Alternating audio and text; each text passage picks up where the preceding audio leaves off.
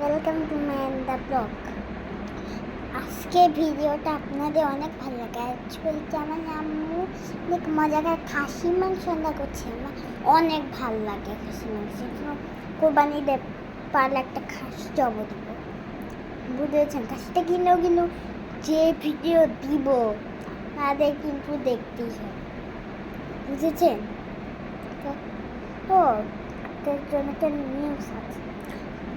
আরেকটা ভিডিও ছিল না, আমি বলছি অ্যাসেসমেন্টটা বানাতে আমি জিজ্ঞেস করছি অ্যাসেসমেন্ট আর ওই যে উপর দেখেন অনেক ময়লা আছে, এখানে অনেক জিনিস আছে। আমি যখন বাসা চেঞ্জ করবো অনেক জিনিস নিয়ে এসেছি, উপরে রেখে দিয়েছি, বুঝেছেন? তো আমার কাছে তো বলছিলাম না অ্যাসেসমেন্টটা মানে কি? আসলে অ্যাসেসমেন্ট মানে হচ্ছে পরীক্ষা চিনেন, পরীক্ষা তো সবাই চিনেন। আসলে পরীক্ষা এই যে দেখেন এখানেও আছে, এখানে অনেক নোংরা করে রেখেছি, আসলে গোছানোর টাইম পাই না আমি, বুঝেছেন? তো আর হচ্ছে অ্যাসেসমেন্ট মানে পরীক্ষা, এই একটা টেস্ট নেয়।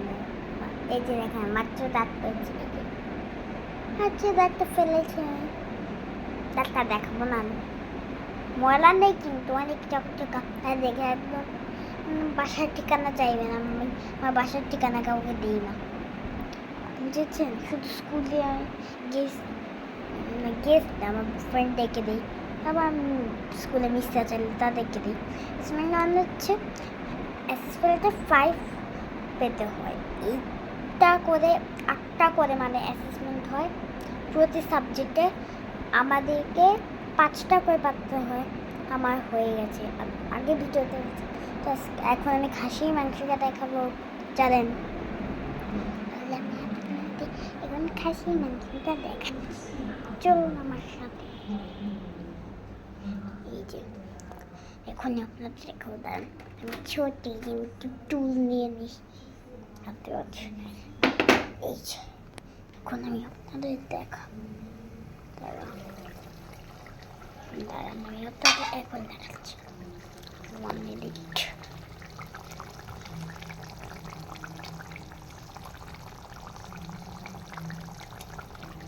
দেখছেন খাসির মাংস মানে আমি করছে কত সুন্দর, দেখি খেতে ইচ্ছে এখন রান্না হয়নি।